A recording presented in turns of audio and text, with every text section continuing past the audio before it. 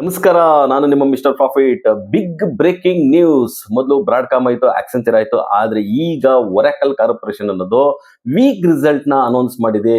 ಎಐಗೆ invest ಮಾಡಿಬಿಟ್ಟು ಅದು ಏನ್ ಎಕ್ಸ್ಪೆಕ್ಟೇಷನ್ ಇತ್ತು ಅದಕ್ಕೆ ವೀಕ್ ರಿಸಲ್ಟ್ ಅನೌನ್ಸ್ ಮಾಡಿ ನಿನ್ನೆ ಶೇರ್ ಪ್ರೈಸ್ 5% ಅಷ್ಟು ಅಮೆರಿಕದ ಮಾರ್ಕೆಟ್ ಅಲ್ಲಿ ಡೌನ್ ಆಗಿದೆ. ಇನ್ನು ವಾರ್ ಎಂಡ್ ಆಗಿದ್ಯಾ? ಇಲ್ಲ, ಕಂಪ್ಲೀಟ್ ಆಗಿ ಎಂಡ್ ಆಗಿಲ್ಲ.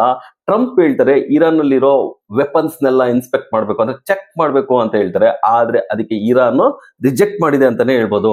ಇನ್ನು ಫಾರಿನ್ ಇನ್ಸ್ಟಿಟ್ಯೂಷನ್ ಅವರು ಮೊದಲಿನ ತರ ಬಿಗ್ ಸೆಲ್ ಆಫ್ ಅಂತೂ ಆಗಿಲ್ಲ.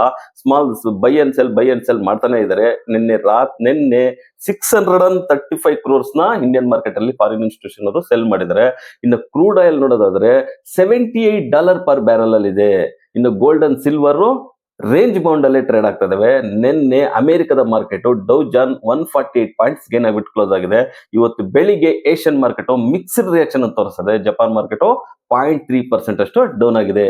ನಿನ್ನೆ ಗಿಫ್ಟ್ ನಿಫ್ಟಿ ನೋಡೋದಾದ್ರೆ ಇವತ್ತು ಬೆಳಿಗ್ಗೆ 24,180 ಮಾರ್ಕ್ ಅಲ್ಲಿ ಟ್ರೇಡ್ ಆಗ್ತದೆ. ಇನ್ನು ನಿನ್ನೆ ನಿಫ್ಟಿ 90 ಪಾಯಿಂಟ್ಸ್ ಗೇನ್ ಆಗ್ಬಿಟ್ಟು 24,100 ಮಾರ್ಕ್ ಅಲ್ಲಿ ಕ್ಲೋಸ್ ಆಗಿದೆ. ಸೊ 24,000 ಎಬೋ ಇದ್ರೆ ಗುಡ್ ಬೈಯಿಂಗ್ ಝೋನ್ ಅಂತಾನೆ ಹೇಳ್ಬೋದು.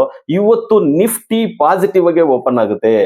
ಸೊ ಇವತ್ತು ವೀಕ್ಲಿ ನಿಫ್ಟಿ ಆಪ್ಷನ್ ಎಕ್ಸ್ಪೈರಿ ಇರೋದ್ರಿಂದ ಒಂದು ವಾಲೆಟೈಲ್ ನೋಡೋ ಸಾಧ್ಯತೆ ಹೆಚ್ಚಾಗಿರುತ್ತೆ ಅಂತಾನೆ ಹೇಳ್ಬೋದು. ನೀವು ಇದ್ರ ಬಗ್ಗೆ ಕಮೆಂಟ್ ಮಾಡಿ, ನಮ್ಮ ಚಾನಲ್ ಲೈಕ್ ಮಾಡಿ, ಸಬ್ಸ್ಕ್ರೈಬ್ ಮಾಡಿ, ಶೇರ್ ಮಾಡಿ.